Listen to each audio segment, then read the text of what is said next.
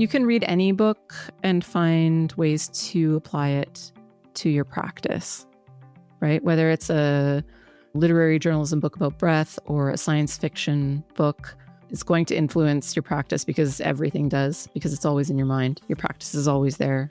That's part of the lens that you view the world through now. And so it's inevitable.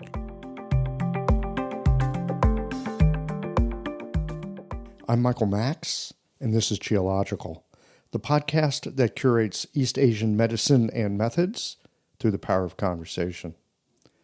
Our profession has a bit of an obsession with getting it right. You certainly have heard the stories in school about how your teachers got it wrong, but then later figured out their error and found the right treatment. You've listened to the litany of woe from your patients recount the doctors, procedures, and therapies that didn't work for them. We have it drummed into us from day one that we have to get it right. Look, I'm not standing up for sloppy work. I think we should do our level best. But here's the rub. There's a lot of getting it wrong on the way to getting it right. There's a lot of being mistaken, of thinking we understand when there are fundamentals or nuances still in our blind spot. I think it's a good idea to aim high. Set goals that you're not sure you'll be able to achieve. Take on a career as a multi-decade project. It takes time and experience to gather knowledge, hone skill, and build a library of experience that makes the difficult look easy. But there's an intermediary step that doesn't get talked about. There is that process of working out what you don't yet know. The rough draft that gives you a temporary footing so that you can take on the next stage of learning. It's the stuff that looks awkward if other people are watching. The part of the learning process that you'll look back on with some embarrassment. It's the acquiring of capacity that, if you're like me, you'd rather not show in public. But here's the thing. Learning and practicing medicine, you can't avoid showing your work in the presence of others. None of us are like Athena, emerging fully formed and capable from the Godhead. We learn as we go. If you remember high school at all, you'll remember how uncomfortable it was to stumble or misspeak yourself in public. It still is, especially with the algorithmic influence of social media feeding you images of perfection and glory. I suspect, if you're like me, you enjoyed the stories your teachers told of the mistakes they made and how it led them to finding the correct treatment. But here's what you don't so often hear. How they made mistakes and never did find a treatment worthy of a good story. How they struggled and failed. How they couldn't get the medicine to work and what they did about it. I don't think I'm any different than most folk. I don't like looking bad in public. I don't want my reputation tarnished with failure, ridicule, or smug remarks about my intelligence or capacity. That said, I think it's important, probably necessary, to build a thick enough skin so that the failures become an opportunity to share with others what not to do. Instructive in a cautionary way. I think it is in fact generous to show our work in public and be honest with the stuff that we're working on that is more in the realm of question than solution. It's great to be able to pull a prescription from up your sleeve. What I'd like to be able to better do is be on more friendly terms with what I'm in the process of learning. I'm as enamored with the perfection porn of influencers on social media. I'm as algorithmically predictable as anyone else. But that kind of perfection, it's a kind of tyranny. One that isn't fought by resisting, but instead by embracing the laboratory, the workshop, the place where we have work in process projects, and being generous enough to share what we're in the process of discovering, instead of only the shiny, polished, finished product. Everything starts with a rough draft, with an inquiry into something that holds the possibility of potential. An idea not even half formed. Maybe it's a nudge, a flash of insight, a whisper from the future, or perhaps just a mirage. But you have to start. It's the rough draft that gets you going. For sure, it's not the place you finish, but without starting, there is no finishing. Imperfection, ideas that don't work out, recalibrating inspiration, it's all part of the alchemy that distills capacity out of potential. Like any scientist's workshop, there are hypotheses that are just plain wrong.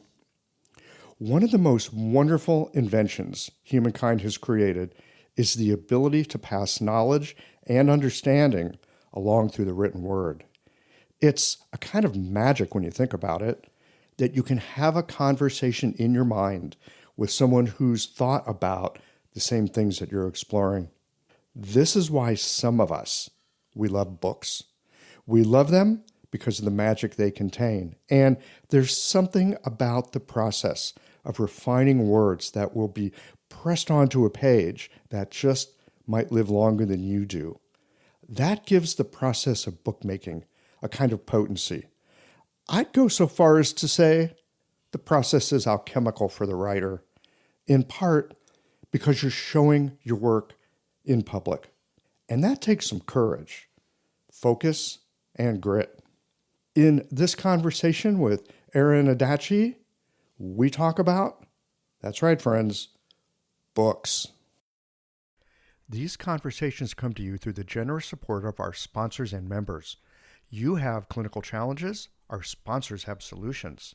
Mayway focuses this month on brain function and cognitive health. Do you like working with palpatory diagnosis and have a taste for how the classics describe acupuncture? Slade Burris has a foundations class in neoclassical acupuncture coming up this month. The cold and flu season is about to begin. Stock up with formulas to keep everybody healthy from Blue Poppy. Would you rather spend your time talking to patients instead of writing clinic notes? Later in the show, we'll tell you about how Jane's AI scribe can do the writing for you. And with AcuFast needles, it's possible to have one needle heal twice because it heals your patient and the planet. Do be sure to visit the sponsors page on the Qiological website to take advantage of all the special offers our terrific sponsors have for listeners of the podcast. Hi folks, I'm Yvonne Lau, president of Mayway Herbs. September is a time for sharpening the mind. And this month at Mayway, we're focusing on cognitive health and supporting brain function through Chinese medicine. In our newsletter and podcast, we'll explore herbal approaches to maintaining cognition in aging patients, traditional Chinese medicine strategies for cognitive decline, and insights from practitioners on children's health and the future of TCM education. Since 1969, Mayway Herbs has been a trusted source for high-quality herbal products. Our Plumflower brand line includes pills, tablets, extract granules, and organic herbs. And along with educational resources, articles, and videos, we're here to help you provide the very best patient care. Visit us at Mayway.com to explore more. Thanks as always for your support. And here's to cultivating clarity and resilience with the wisdom of real Chinese medicine. Hi, I'm Kylie Roger, and I practice neoclassical acupuncture, a palpatory style which gives you instant feedback. This style has made me more present, more precise, and it's elevated my clinical results, and I'm not alone in this. Here's what other practitioners have to say. The neoclassical skills that I learned have really streamlined the way that I make my diagnoses, which result in a faster treatment. The patients like it, they like the results, and I'd recommend it for anyone that wants to add another skill set to their toolbox. Practicing neoclassical acupuncture has been a life-changing experience for myself and my practice. I've seen remarkable results in my patients and gained greater confidence as a practitioner. I highly recommend. Neoclassical acupuncture has completely changed my practice, and I love the amazing and lasting results that I see with the medicine. Start your journey with neoclassical acupuncture with the Foundations course this September. Visit neoclassicalacupuncture.com and transform your practice. Running a smooth clinic starts with having the right support, and that's where Blue Poppy comes in. With cold and flu season right around the corner, now's the perfect time to stock up on their original Cold Quell. This September, enjoy 15% off their entire Originals line, including formulas for allergies, hypertension, acid reflux, and more.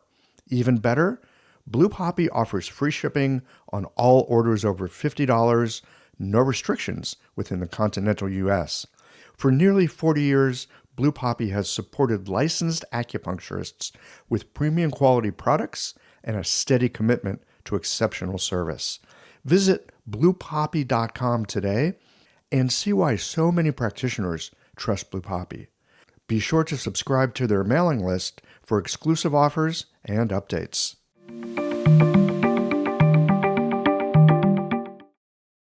Welcome to Geological. Thank you for having me. I'm really, really excited to talk about books. Books! We're going to talk about books. Yeah. Yeah, I'm not sure exactly how we connected. You might have reached out to me, or I might have seen something weird on the internet about you. Weird. Well, because you're like you're like seriously, authentically geeky about books. I mean, is that a true statement? Yeah, probably. I mean, yes. I think you reached out to me through my AccuReads Instagram account to start. And I think it's because I tagged you in one of my posts, knowing that you would see it and knowing that it would pique your interest, and it worked. Oh my goodness. Well, you're actually lucky because I'm not that much of an Instagram person. Things like tagging, I barely understand. And I've got people that help me do the Instagram thing because it's just not my gig. But anyway, you cast that line and you did catch yourself a fish. So that's good. Well, I think there's certain things that just kind of resonate. And I think you are probably equally as geeky about books, maybe. I am. So, I mean, I'd love to know about what brought you to Chinese medicine. But before that, like, when did that start? Because, I just want to throw in a quick little factoid. And this is something I totally don't understand. But apparently it's true. The vast majority of adults, once they're done with their so-called formal education, they never read a book again. Which, I mean, to me, that would be unfortunate for me. I would be sad for myself. I don't want to say that it's sad for everybody. Some people are into books and some people are not, and to each their own. For me, I think I've always loved books as a tactile thing. And even as a kid or a youth, I was playing around making my own books or making my own newspapers. Or You made your own books? Well, I mean, I didn't like make them with like a proper binding or anything. I took some 8x11s and I folded them in half and I saddle stitched it. I stapled it in the middle. So now I've made a book, but it's just in me. When did it start? Like my career in books, or? I mean, your interest in books. Well, yeah, that would have been, back as a kid. It wasn't something that I really considered as a career at all until the very end of high school, when I finally started thinking about what I was going to do seriously, because up until that point, I was going to be a storm chaser. Extreme meteorology. Yeah, but then I realized that I didn't want to leave my home, and there aren't very many tornadoes up here. And so I thought, okay, well, what am I going to do? And my English teacher at the time said, you're a pretty good writer. You should get into writing. And so I got into writing. I applied to a communications degree with a professional writing degree. And that's kind of where it really all began in that sense. I started editing a literary journal and did that for about 7 years. And then did a lot of corporate work with the degree side of the communications degree part of it, the strategic writing, the technical writing, the editing, that kind of thing. Did that for a handful of years. And then I decided I really wanted to just be in books. I was getting bored. I was doing a lot of safety industry stuff, which important, but boring. But then... Important, but boring. Yeah, important, but boring. Yeah. Uh-huh. I wanted to be more in books instead of in the corporate space and the safety industry. And so I decided to go to Toronto and do a postgrad certificate in book publishing. Now, where were you before that? In Edmonton, here in Edmonton, Alberta. Yeah. Okay. Yeah. So for Amerikanskis that don't know where that is, like if you look south, what part of the United States is that? That's a good question. I think Montana. Oh, okay. Yeah. So just a little east of the Rockies Got in it. Alberta. Yeah. Okay. And what I did was going to Toronto, I knew I had this vast landscape ahead of me and I was going to drive. I decided to do a project where I visited publishing houses from coast to coast. So I went out to Vancouver, Victoria, and then all the way out to Halifax and visited different publishers, book producers, authors, agents, all along the way to understand what it is that they did and to make some connections and to just explore, because why not? So you were doing a kind of research Yeah. for something that you weren't quite sure what you were doing, but it was in the general direction of what you wanted. Yeah, essentially, because there's a million ways that you can publish a book. And I knew that. Well, there is now. Yeah. Well, I mean, there was then too. That was like a decade ago. Yeah. And so I crossed the country, met a bunch of people, learned a ton about book publishing, a ton about the people who make books, did the program in Toronto, came back to Edmonton, and then started operating as a freelance editor and publishing consultant.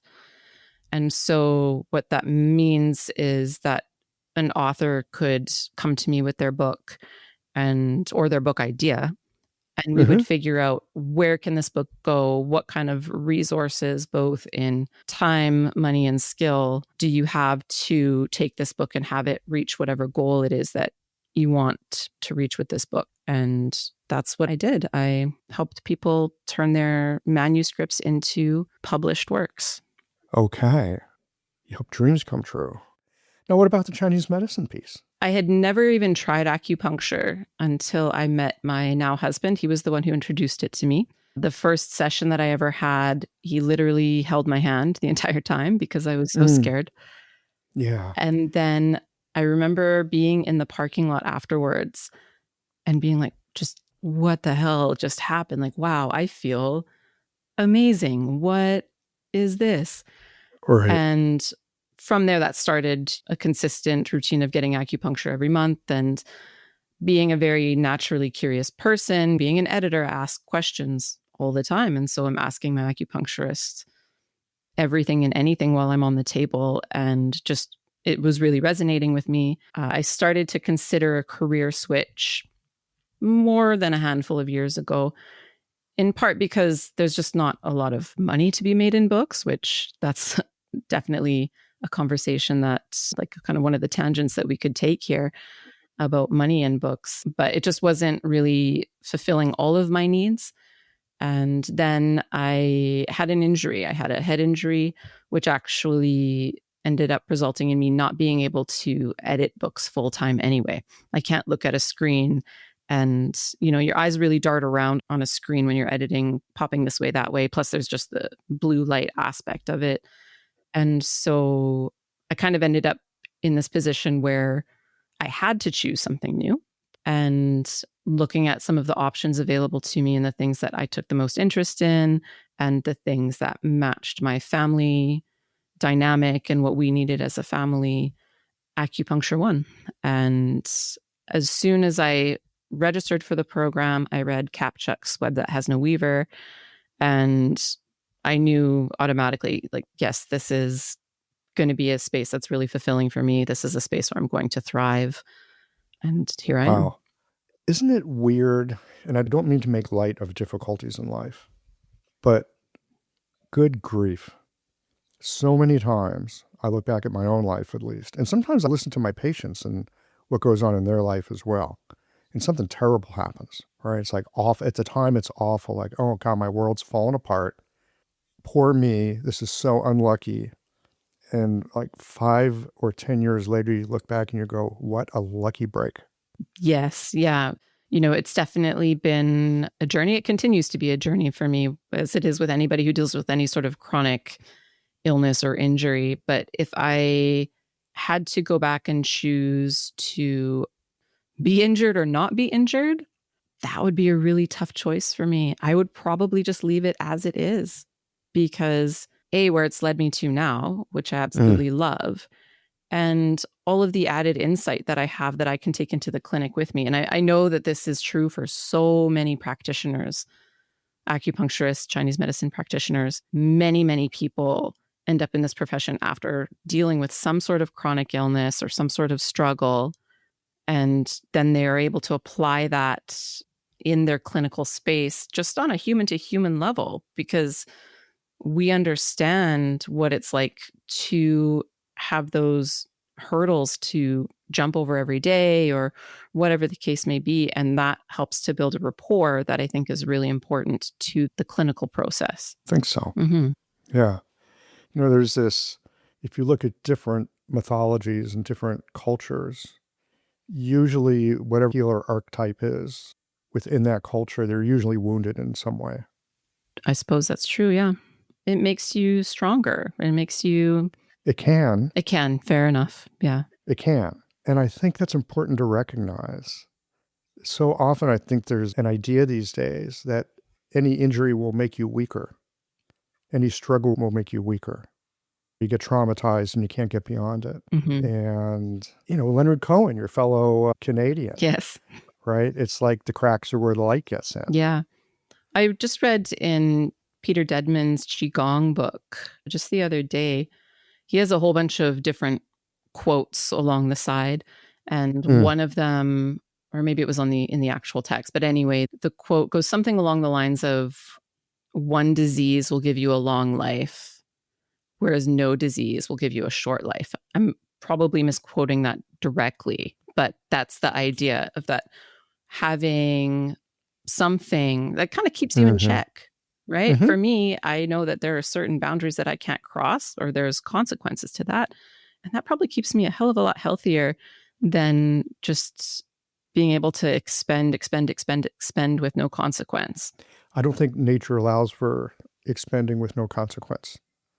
I mean, just look at nature. And if I think about like trees that grow too fast, and they're not as strong of a tree as a tree that grows slower. There you go. That's a really great analogy. You can use that for a lot of things. Yeah, right. Sometimes when things get stressed, they become more resilient. I think people do. At least I've seen that in my own life, watching my kid growing up.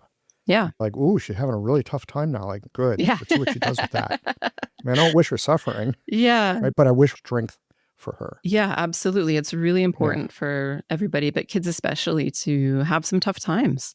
Yeah. Enough support to get through it so you get stronger. Of course. I think we do this with our patients too. Yeah, absolutely. Yeah. So I want to come back to books. We are clearly of the same tribe. For you, I mean, I've got some ideas for myself, and we'll get into that maybe. But for you, what is it, like when you say books, or you imagine holding a book, you just bring to mind a book that you enjoy. What are some of the aspects of it, besides its delightful writing, that make it so enjoyable? In the tactile experience? Whatever. I mean, tactile experience for sure is a realm that books inhabit that electronic books don't.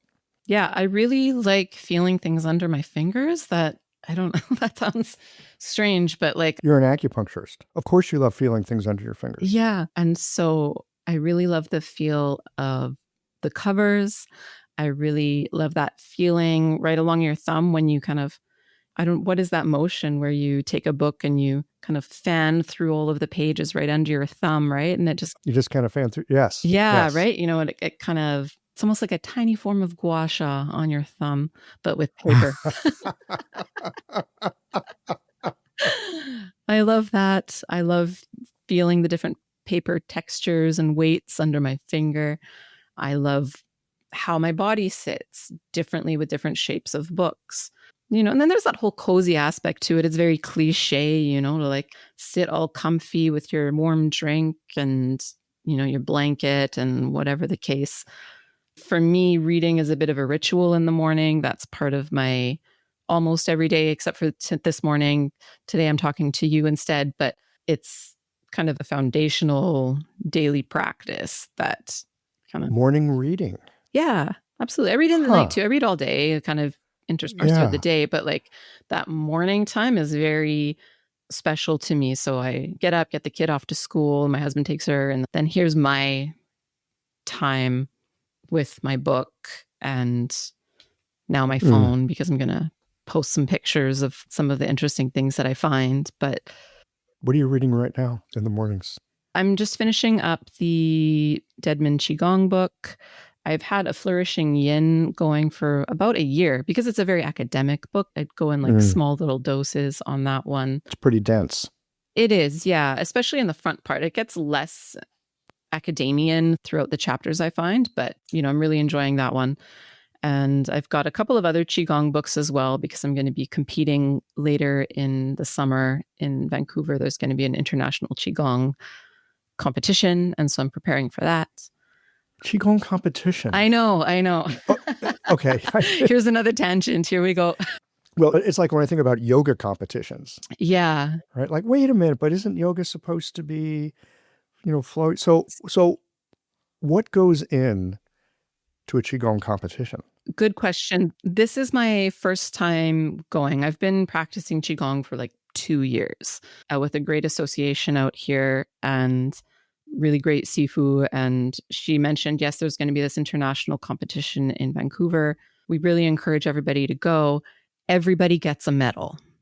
And so I think the way that it operates is, and I could be wrong, but I'm pretty sure it's 20%. The top 20% have gold. The next 30% get silver. Then everybody else gets bronze. And that's the structure of it as far as I understand. So is it a competition or an exposition? Competition doesn't sound right somehow. Yeah. There's still something to, like, you can place, which gives it the competitive nature, but it's kind of a combination. I'm really perhaps not the right person to be speaking about the competition itself. I was chatting with another friend of mine the other day about it because she had the same question. She was like, is that the point of Qigong? And no, of course, it's definitely not.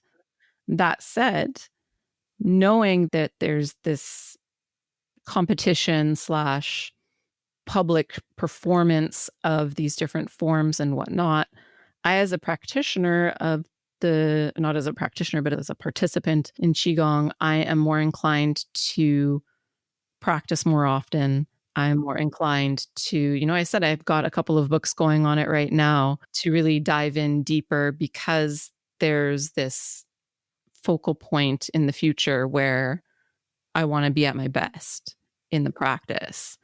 And so, whereas if I didn't have that, I would be less inclined to dig as deep, I think. But also, it's an international thing. So it's a really great time for people around the world to gather and to participate. And this is specific to health Qigong as well. And so this is a practice that is more seniors, right? Like, it's me mostly and a bunch of other, like, most of the people in my class are above 50, above 60 years old. And so it's a really great physical space for folks in the second half of their lives to participate, whereas a lot of the other competitions and gatherings for sport are for the younger subset. Yeah. I'm still curious. I'm not looking for an answer from you. We're talking about books and words and language and meaning, all these things. And when I hear the word competition, I'm actually a fan of competition. A lot of times competition gets kind of right. Oh, competition, that's bad. Someone's going to lose. And someone's going to have a bad attitude when they win, blah, blah, blah. Right? I mean, there's a lot of negativity, I find, that goes with the idea of competition. Oh, win at any cost. I don't think that's kind of that's not the vibe that I'm getting from it right now. Yeah, no, I get that. But I'm about the word competition, not this particular event you're going to. Yeah. Just the word competition. But again, I'm a fan of competition because in many ways, it helps me when I compete for things that I'm interested in. Kind of like you, I'm going to work on my game here. Yeah. And working on the game is like the main thing about it. Yeah. And it's not about competing against other people per se. It's just about upping your own game. Granted, maybe the better word is tournament. I don't know if tournament inherently involved. I would have the same thought about. And actually, here's the other piece, and maybe this is just me because I'm a little competitive. I like competing against other people. Yeah. And I want to win. Yeah, It's why not that not? I wish people to lose, but I don't want to lose. Yeah, it will be an interesting experience, I think. In the health Qigong practice, there's so many minute details, which I think is why I really love it so much, right? I'm an editor. Details, that's my jam. I want to get specific to every single hand position, right? Like if I'm doing no one's going to be able to see this, but I'm doing like the dragon here. So do I have to make sure that these two fingers, my second and my fourth finger for people who are musicians in piano, but this is not the dragon with these two extended this way. They got to be aligned. Got to be perfect. Just so. Yes, right. Yes. You know, like how far back should my thumb be? Should it be straight? Should it be like a hitchhiker's thumb? Like I want to know every single detail. I love it. I just love it. So coming back to books again. We keep getting off track. Well, I don't know. I don't think of it as getting off track. There. Or maybe I just have ADHD, and so everything's on track. And I think this is germane. You were just talking about certain hand positions for doing Qigong because you need to get it just so. And then you'll be able to feel it. And you'll also have that awareness in your body and of your body that you can make it do specific things. Yes. Right? In certain sequences. And that's fabulous training for mind and body. When I think about a book, holding a book, and these days, because I'm older than I used to be, I've never been this old before. Oddly enough, if I'm holding a somewhat heavy book, I want to have a pillow on my lap to kind of support it. That's fair. That's what I did too with Matt Chiocha's books all through my Chinese med school. Like, those are big books. You need a pillow. You need some support. This episode is brought to you by Jane, the clinic management software designed to help you provide great care for your patients. Appointments can feel like they're over in the blink of an eye, which is why it's so important to make the most of your time with your patients. With online intake forms, Jane helps you arrive prepared to maximize your moments together. Start by automating the intake experience. Jane can automatically send out forms at the time of booking and a gentle email or SMS reminder if there are any unfinished documents. You can also choose to collect consent, credit card information, and insurance details through your intake forms before your patient even arrives. You'll start appointments informed with all the information you need, organized in easy-to-find spots on their profile. To learn more about Jane, head to meet.jane.app/documentation, where you can book a demo or sign up if you're ready to go. Oh, and be sure to use the code QIOLOGICAL for a 1-month grace period on your new Jane account. When I was a kid, I could just hold any book and just hold it up and read it. And these days, it's different. Yeah, and that's okay. It's just curious to watch that kind of thing. But you were talking about like rifling through the pages or fanning through the page. And I've noticed something recently with books. And I don't know if it's because, again, I'm older than I used to be. My skin's a little drier than it used to be. I often have trouble turning the pages. I can't just grab a page and turn it.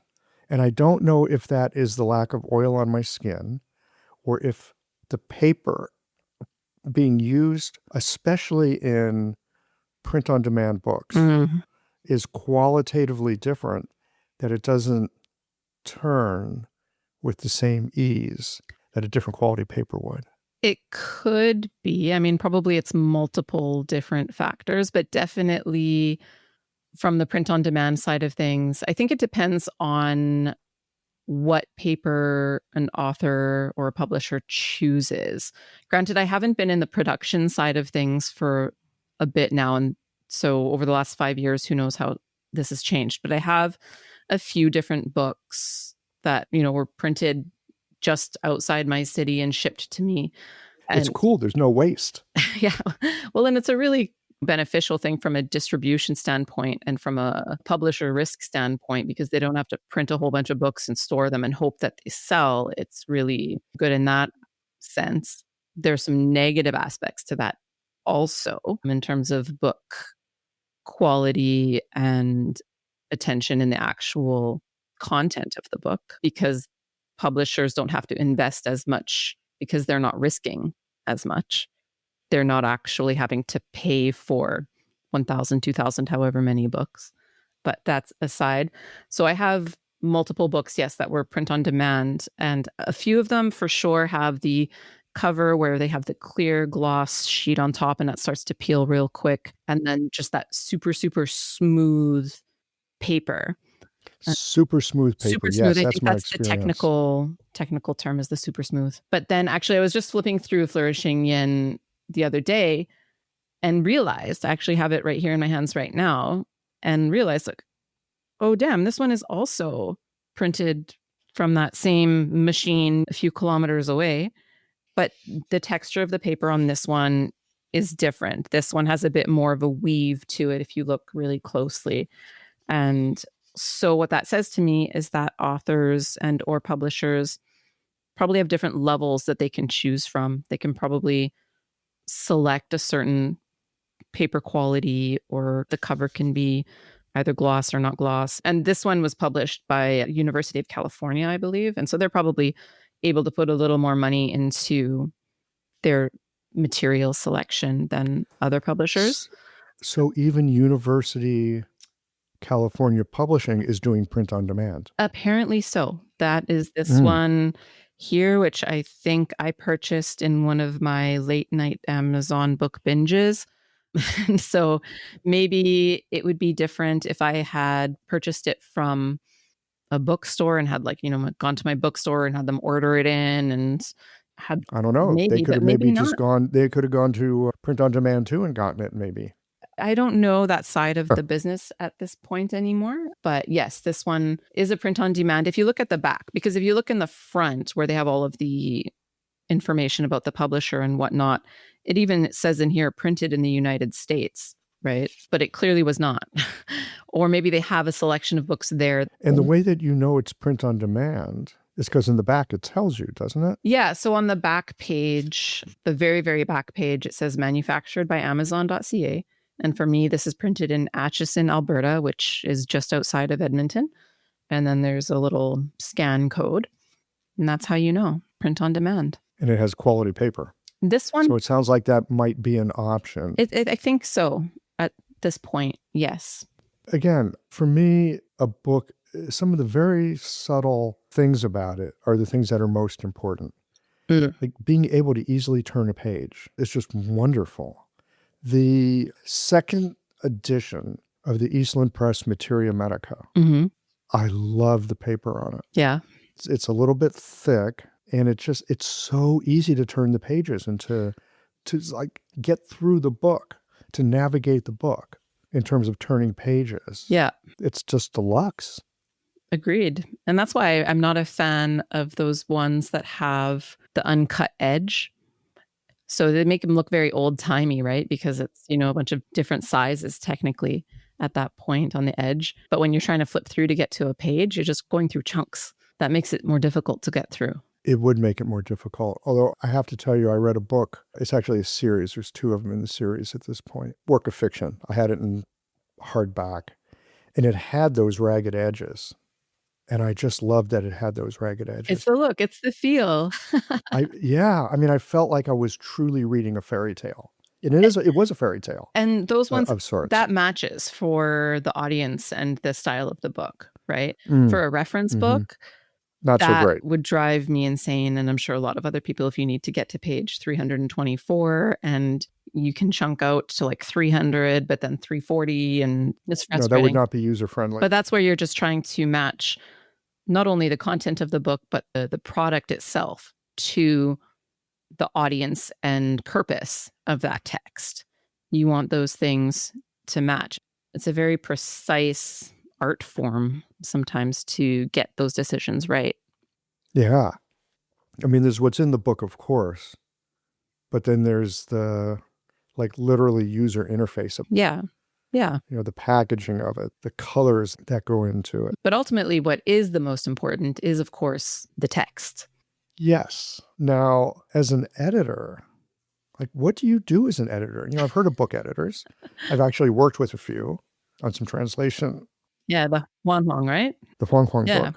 Yeah. But for like an English language book that's being written in English and for the English speaking audience, and like, what do editors actually do other than make sure the grammar's right and spelling is correct? And Yeah, it's much things more of that. complex than that. Yeah. I suspect it is. Yeah, spelling, of course, yep, important. Grammar, yes. People might be surprised to know that I'm actually really not that great of a speller. I am really good at knowing when and where to look shit up. I'm really good at knowing that there's multiple versions of how this word is spelled and they each mean different things. And then I look it up. And that's from the copy editing, proofreading side of things, though. There are multiple places where an editor comes into the game. So there are more structural editors, substantive editors, and those are the ones that are going to take a look at the book as a whole piece. And I consider it like moving furniture around. So making sure that the sections are organized appropriately, that things are in an order that follows like a scaffolding like process, particularly in nonfiction books, right? You need to make sure that whatever you're trying to educate the reader on, they can get to it logically in the right steps. And that's where editors can be really, really important, particularly in our industry, because as great as an acupuncturist is, sometimes authors will forget what it is that they know that the audience doesn't already know, if that makes sense. That totally makes sense. One of the things I've noticed when taking classes, sometimes, like listening to the person who's teaching it, it's harder to get. But if somebody's taken the class once before, or they're a few steps ahead of me, their explanations I can understand. Because they've looked at it and they've been able to reorganize that content. They're closer to where I am in their understanding. Yeah. And so that's where editors really come into play. And that's where some of my experience in the safety industry has actually been really, really helpful for me. Back then, we called it working with subject matter experts or content matter experts. Mm-hmm. And so those are the people who know their shit, but they don't necessarily know how to structure it. And so they know their shit, but they can't structure it. Yeah. And so, they get lost on tangents or they forget some of the basics that they just inherently know now. It's just part of their general understanding of the world. They forget that not everybody has that baseline. And so that's where the editor comes in with the audience always in mind first. Always, always audience in mind. And make sure that things are linked up appropriately in a way that somebody can follow that chain. Okay. Audience in mind. Always. Yeah. So that makes sense to me. I hear you say it, and I think to myself, well, yeah, that makes sense. But then the next question comes up. Well, who is this audience? Where are they? What aspect of the audience am I speaking to? Like, how big is the audience? Depends on the book. Depends on the content that the author is trying to put out there. It's a very important part of the book development process. And so, who is the audience? What do I want them to understand? And that's a different question than what do I want to tell them? What do I want them to understand? Two different things. Yeah. Because what do I want to tell them? What do I want to say? That's coming from a place of the author. And so when you flip it just subtly to what do I want them to understand, now you're in your audience's shoes as much as you can be. And you're more open to recognizing or to thinking about those things that they don't already know yet that you do. And okay, well, I need to make sure that they know A, B, and C before I get to the D of what I want to tell them. I want to tell them D, but they need A, B, and C to get there. Yeah, exactly. So audience should always be front of mind, and who that audience is, the more clarity you have around that, the better the book is going to be. So this is to some degree where you get into niche, Yeah. Yeah. but I think I'm missing something here. Okay. I'm trying to put my finger on what it is. I'm just thinking about being in like an acupuncture class, for example, because a book can be like an acupuncture class in distance learning. Yeah. Right? Yeah.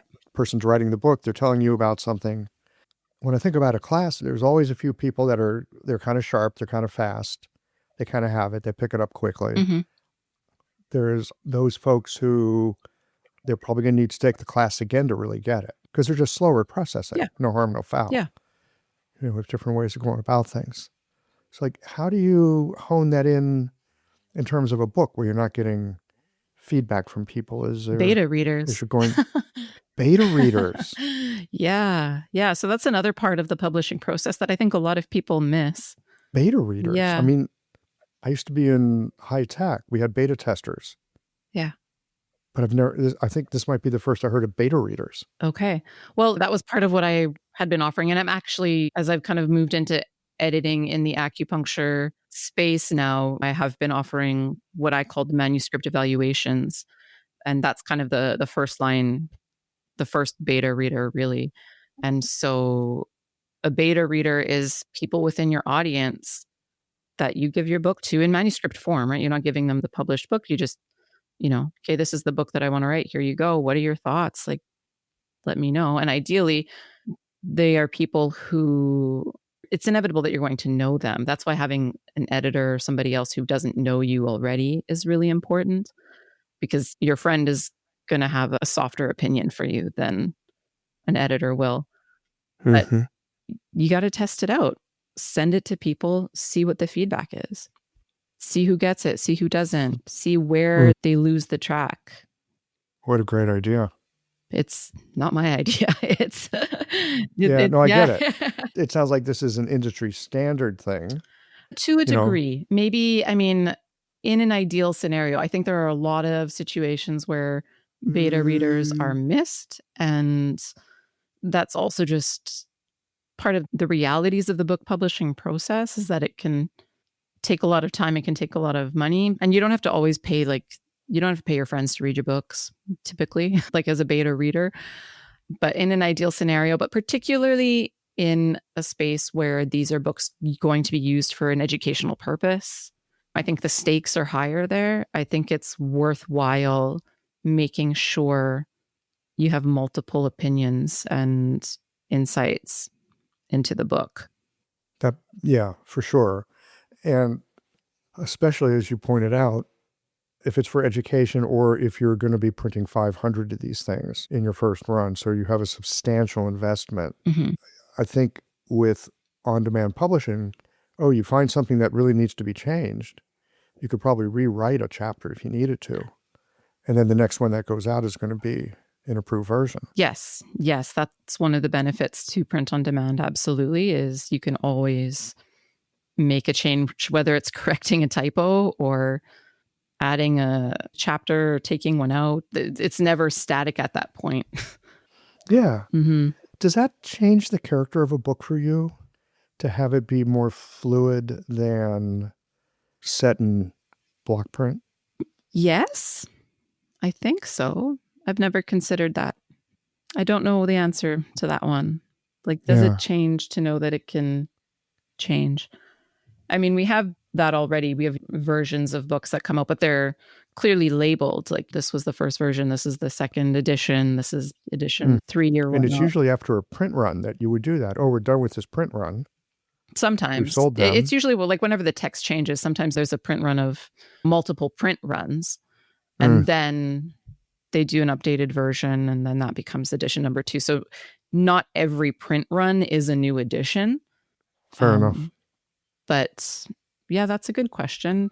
That is how, as I understand it, books, particularly in Chinese medicine back in the day, were built upon, step by step, and people would take a book and it would kind of shift along the way and kind of just evolve as a text. And so in some ways, that's kind of the same thing that we have now. The only difference is like authorship, because right now the text seems to stick to one author. And then once that author passes away, then that kind of fossilizes the text at that point. Whereas there are other Chinese medicine texts that just continue with different people involved as it continues to take shape. Can you give me an example? No. That's just what I read in one of the earlier versions. Well, actually, you know what? That might be the example, but in a more modern version. So the master tongue acupuncture. And so the version that I ended up getting a hold of was the Blue Poppy Press version. So that's a much smaller volume than I think it's called Magic Points Press. Now that has the larger book that essentially takes the entirety of this text, the Blue Poppy one, but then expands on it in that version of it. And so that's a really good example of that process. And within this book, Bob Flaws wrote about that kind of way that it's continued. I'm trying to just pull up do you want me to just read what it says in here? Or yeah, let's get it from the horse's mouth. Yeah, from Bob Flaws. So he says, in fact, many Chinese medical books are reworkings of previous books. This has created a literature which is constantly being reshaped and rewritten, and some Chinese medical texts are actually works in progress over centuries by generations of successive authors. Yeah, well, we have things like the Shanghan one. Of course, there's the commentaries. Yeah. That are a whole offset of that. But yeah, that's an interesting thought about a text taken and reworked through the centuries by different people. Mm-hmm. They're looking at the same thing, but they're kind of transliterating it through themselves in their times. Yeah. Right? Or taking a corpus of knowledge and then maybe even using that as an anchor for some of the work that you're doing yourself. Yeah. That builds on that. Yeah. Right? And your work is not the same as those foundational texts, but your work it comes out of those. It's not that you're doing the foundational texts, but you're kind of adding your own riff to it. That makes sense. I mean, that's kind of the way Chinese medicine works, I think. We're always looking backwards. We're always looking at what someone else said, or what some classics said, mm-hmm. or some famous doctor of the past said. And then some people are looking at it that way. I mean, it seems like a lot of people do. So here's a question. Can you do Chinese medicine? Can you do acupuncture without a consideration of the material that's come before? I mean, a lot of physiotherapists do, technically. No shade on that. I think, for the record, I think that there are a lot of really great physiotherapist needlers. I'm John Stan, co-creator of AcuFast Needles and Accessories. I've been an acupuncturist for 35 years, and I know how easy it is to get comfortable in our clinic flow, the needles we use, and the routines we follow. But what if 10 colleagues rave about a needle they love? One that's good for the environment. Would you hesitate to jump on board? Or what if I told you that for just 50 cents more per treatment, you could add oxygen and shade to the planet? Would you spend the extra pennies, or simply raise your fee that tiny bit? These are the choices practitioners face when first considering our AcuFast earth-friendly needle. For some, change is super easy. For others, it takes some effort. Yet, clinics worldwide are making AcuFast the fastest growing needle brand, and that's despite competitors trying to imitate us. Why? Because we're more than just a great needle. We're about solutions. Our accessories make multi-needle packaging smooth, fast, and controlled, so you can focus on patients, not packaging. So join me and the thousands of practitioners in our movement, because for every 2 boxes a clinic uses, we plant a tree. I encourage you to visit acufastneedles.com/geological today for samples and to learn more. So this does get into a really interesting place, and I think we just stepped in it. Oh, no. Look, I mean, there are some in our profession who would say these people are culturally misappropriating, and they'll wag their finger that way at them, right? And then there's other people that just look at it and go, well, dry needling, well, that's acupuncture, actually. That's a piece of the pie. It's a piece of acupuncture. It's not all of acupuncture. Yeah. And some people are But really good at that one piece. And they're really good at that one piece. And that's great. That's wonderful. But isn't that like writing something? Isn't that like taking something out of someone's book and not attributing it to them? Maybe. Yeah, I guess you're talking about like plagiarism in that sense. Okay. So I understand you don't want to throw shade, but I don't mind throwing shade. Yeah. I would call it plagiarism. Yeah. Is it plagiarism? I'd never thought about calling dry needling plagiarism until this very moment, but I think the shoe fits. Maybe. I guess I have different ideas about ownership, I think, about all things. I don't personally feel ownership to land. I don't feel ownership to practice. I don't feel ownership to much, I don't think. It's a very abstract kind of idea. And I feel like there's going to be so many people that are going to be upset with that idea when it comes to... You know what? Look, it's great. Let's not shy away from this. Yeah. Because you can't please all the people all the time. Okay, you know what? I have maybe like a bookish, maybe this analogy will work. Maybe it won't, because we have a lot of narratives in our world, in our species, right? Like in humans, we have a lot of interesting narrative structures that... Yes, aren't we like humanists, storytellerists? 100%. Isn't that our Latin name? Sure, yeah. But we have all of these different stories that different cultures use that structure moving through. And so I don't think it's fair to say, I don't know what I'm trying to say. You're going to have to edit this part real heavy. No, actually, no, you know what? Actually, we don't edit this because a podcast conversation is not the same as a book. A podcast conversation is like an author showing their work in public. This is so rough. I'm doing a public reading. Oh, it's killing me. It's so rough draft. It is rough draft. We're just Geological is very rough throwing draft. shit at the walls here and trying to figure it out. Sorry, I should have warned you about that. It is rough draft. I tried to ask for questions in advance. I think that's maybe people would be interested to know that, like, yes, you do not give people a list of questions in advance for them to prepare from, which as a perfectionist editor, I would have adored, but here we are. And all the more reason I appreciate you being here. Thank you. Thank you.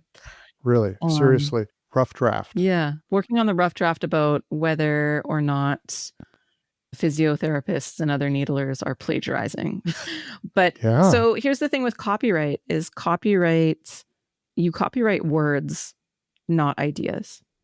And so I think that if we're going with this idea of like our physiotherapists plagiarizing or infringing on the copyright of East Asian medicine, they're not stealing the words. They don't claim they're doing acupuncture. No, they have the idea. They're using the idea and then they're taking that idea and putting it into their practice. And this is kind of what cultures do all throughout history. Cultures have done this, right? Absolutely. Like there's parts It's why we have such delicious cooking. Exactly. Like there's aspects of East Asian medicine or Chinese medicine that have roots in Persian medicine.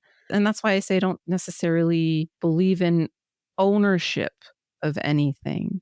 I don't think it does us any good to try and keep things in a specific box. Like it's impossible to do. And we can lament it all we want, but it's going to happen. Well, let's come back to the rough draft for just a second. Sure. I love this idea of the rough draft. I know for myself that when I write, the rough draft is just like, I don't know what's in here, but something's going to come out on the page and I'm sure to be surprised or not. If there's no surprise in the rough draft, it's not worth, it's like, that's just garbage and you throw it away. That's okay. It's okay. It's part of the process. Mm-hmm. Sometimes the rough draft will have 2 or 3 sentences that actually begin the next piece of writing because now we're ready to start. Yeah, you've warmed up. I want to give some love and appreciation to the rough draft. Okay. Because that. It's a mess. Absolutely. It's maybe you'll show it to your friends for a laugh, maybe not, but like showing your rough draft in public is hard. It is a very vulnerable space. Yeah. It's a vulnerable space. I want to suggest as well, because I rough draft this podcast with everybody, Mm-hmm. I think there's a generosity that can go with the rough draft when you show it in public. Yeah. Because we're all doing rough draft Mm-hmm. all the time. You know, Yeah. I mean, how many times have you had a conversation and you walk away and you go, damn, I wish I'd said that instead of this. Yeah. And then you ruminate about it for like weeks on end. Yeah, which is not helpful. No. But I just want to give some love and appreciation Yeah. Yeah. for that messy rough draft, because, I mean, in some ways, I think that's what makes us humanly honest. Mm. Yeah. And I think you can get a lot out of it if you lean into it even, right? That's where the gold nuggets, or maybe the proper analogy would be diamonds, right? Like pressure creates the diamond. And so you got to lean into the dirt and boom, diamond. I think that's how it works in nature. Just boom. Yeah, it does work that way in nature. I don't think it's boom diamond. No? Unless you're talking geological time. Right. Certainly. Can I ask you about your writing practice? Yeah, so my writing practice is a little bit like your reading practice. Morning pages, right? Julia Cameron, or no, not quite? Yes and no. Yes and no. Mm-hmm. Years and years ago, I do remember reading and practicing that artist's way. Morning pages was more of a less, what's the word I'm looking for? Less of an intention of getting something out of it. The writing that I do in the morning, expect to get something out of it. I'm looking to get something out of it. I don't have to get something out of it this moment. I just have to do it. But my understanding of morning pages was like, you just write and you do it because like the unconscious is going to take care of it and just like clear it off the decks. Don't even go back and read it. I mean, you could, but you don't have to. And I'm looking to get something out of the writing that I do. But it doesn't mean I'm going to get it today. But I have to start somewhere. So with those rough drafts, I start with some kind of an impulse, and then I put in the damn time, because you have to put the time in, right? Yeah, same, right? You got to put the time in. So I put the time in, and sometimes I get something like right away, like, ooh, wow, that felt good. And I feel like, ooh, look at me, I'm all productive now. But really, productivity it's like doing it. You just got to do it. And sometimes you get a lot out of it in the moment, and sometimes you're just planting seeds for harvest on another day. But you got to show up and do it on a regular basis. So I do. And it's a little bit Julie Cameron, and it's a little bit Natalie Goldberg. Okay. And so at what point are you going to take all of your stuff and put it in a book? It's in process. So you got a book in process? I have the idea. Oh, okay. And then I throw other things on my plate. Seem more important because, resistance will just kick my ass on a regular basis, and I let it do so. Yeah. So I do other interesting projects. Right. You have a book in there, though. You have a book in you. I do. And it's mine. It's not a translator book. It's actually mine. Yeah, I know. Yeah. Yeah. Yeah, I can tell. Yeah. It's weird because like here on the podcast, I'm happy to rough draft with people. I think the challenge in a book is that you have to take it beyond rough draft. Yes. You have to polish it. Yeah. You got to move the furniture around. Yeah. And it's funny, in some ways, I don't mind sharing the rough draft because it's a rough draft. Right. And then you just say, well, it doesn't have to be good. It's a rough draft. So it's a rough draft. Yeah. You kind of write it off that way. But when it's polished, then the resistance really kicks in, because if it's not good when it's polished, then it's really not good. If it's not good when it's a rough draft, hey, it's a rough draft. Yeah. Work in progress. But when it's not a work in progress, that's a whole different kettle of fish. Yeah. Yeah. Maybe I need someone like you to help me. Oh, yeah, probably. Yeah, that's kind of my jam. I'm pretty good at that stuff. Yeah. Rough draft. Yeah. Can I ask you another question? I'm flipping this around. I'm interviewing you now. Oh, okay. Yeah. Your favorite book that was the most relevant to your practice. What one is it? My favorite book, most relevant to my practice. Wow, I don't know. I honestly don't know. It might not even be a book on Chinese medicine. That's okay. It doesn't have to be. Let me sit with this for a little bit. I don't have an answer. That's okay. At the moment, but I suspect it's not a book on Chinese medicine. That's the most relevant book to my practice. Interesting. I think that's true. That feels true, but I don't know the name of which book it is yet. Well, you'll get back to me then and let me know. I could get back to you. Yeah. Did I just stump you? Well, no, it's fun. It's fun to have a sense of something, but not know the answer to it. So I'm going to get a little bit closer, and maybe I'll have to tell you later. And for people that are listening, I could put it in the show notes. Yeah. If I get the answer. But it might even be like a work of science fiction, like a Robert Heinlein story from when I was a kid. Or it might be something like one of the every single Tom Robbins novels that I've ever read. Okay. That might be more informative. Yeah. And in fact, Tom Robbins might be the... And isn't that interesting that it's the narrative that ends up being the most impactful, right? It's a story. Yes. The story and the way it's told. Mm-hmm. Yeah. And I think there's so much narrative in Chinese medicine, in East Asian medicine. And I think that's one of the reasons why it is very impactful. I think one of the ways that I operate in my practice is to explain things as I'm doing it and to explain things using the metaphors that Chinese medicine offers. And when my clients get it, they seem to be the ones that have the better results. Sometimes I wonder if it's really just the stories that I'm explaining or the narratives that I'm explaining that really do the work of the medicine than the needles. How would you consider those to be separate? If I didn't stick a needle in them, maybe they would still get better just through the story. So what is it about a story and a needle that appears to have the same kind of impact? Oh, I don't know. That's a good question, isn't it? Mm-hmm. Yeah.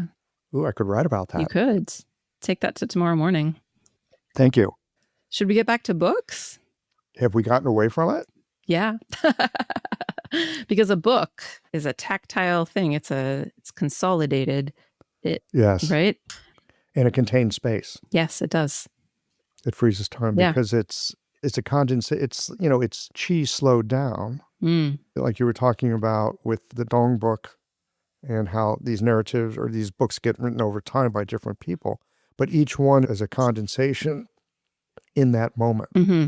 It's a picture. It's a picture, yeah, as opposed to a movie. It's frozen in time. I think this might also be, I was just thinking about my own resistance, because it's something frozen in time.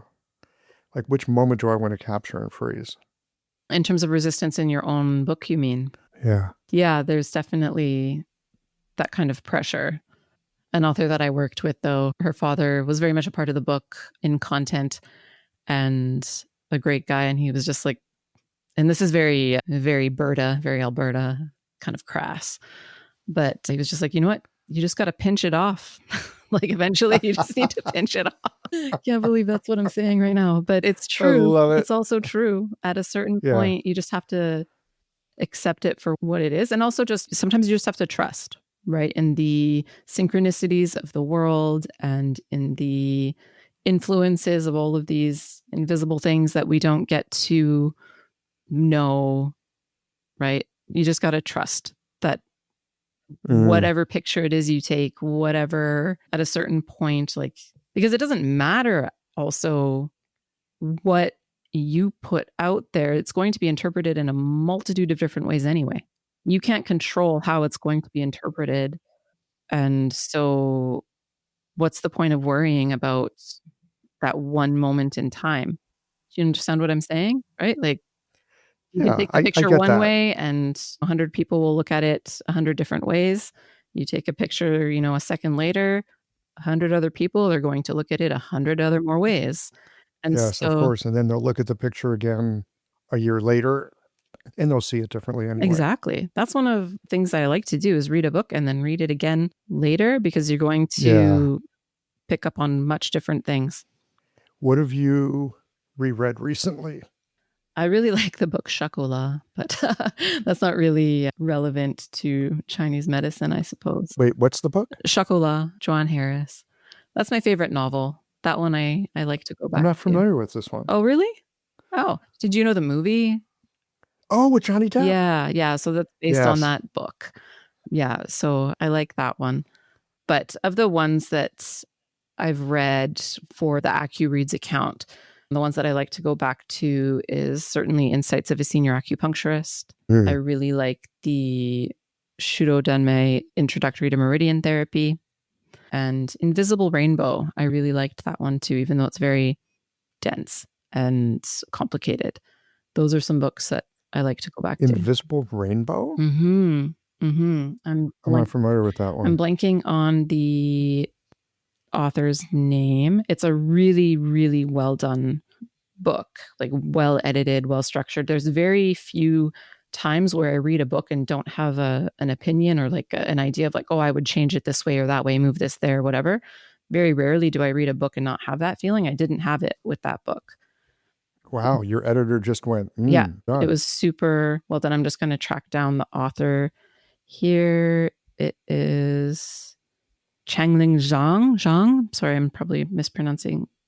With Jonathan Heaney, who I think is the editor, right? That's where you bring in a secondary person to help with the process there. But a really, really well done book. If you haven't read it, you should read it. I think you would love it.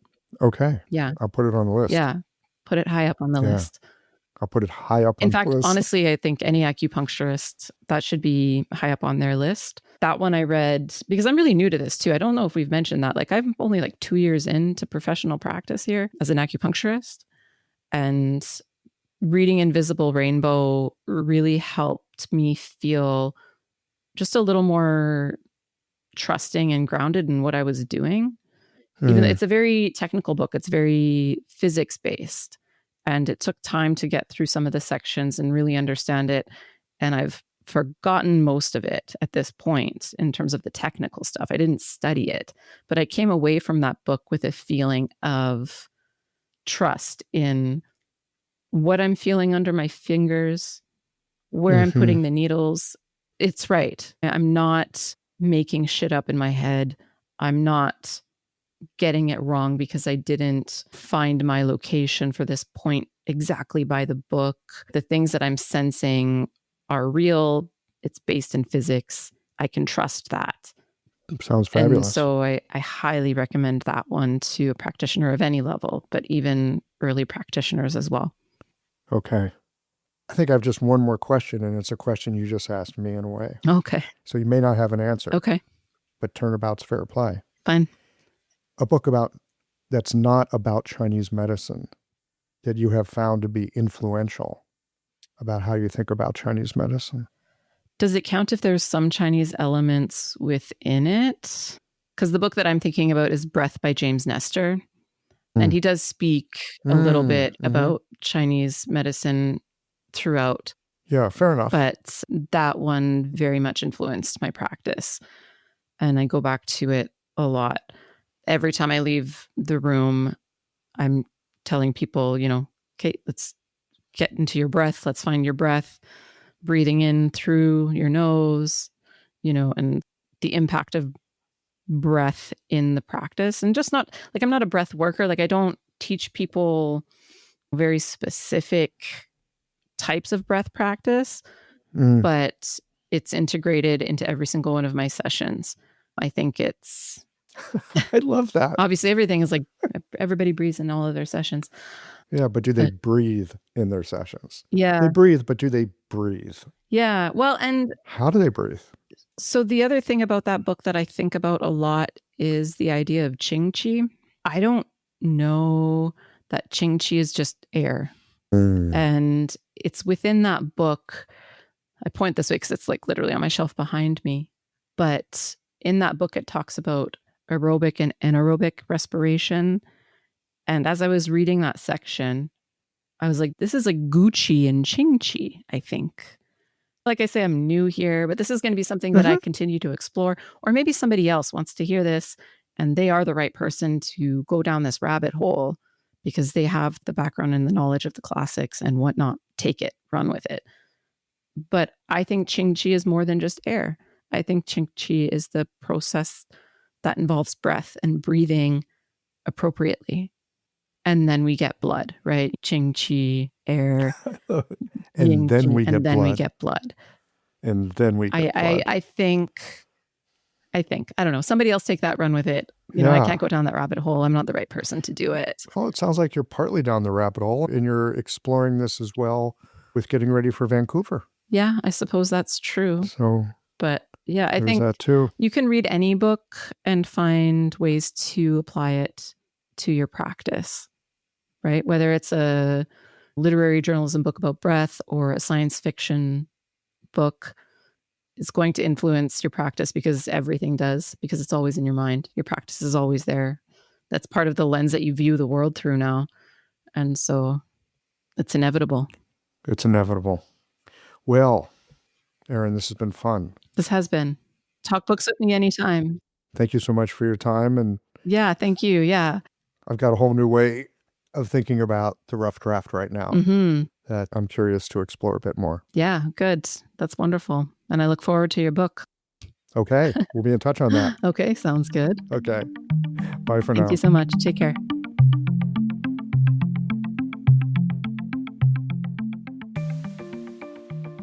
Talking with Erin, I find myself returning to this notion of the rough draft.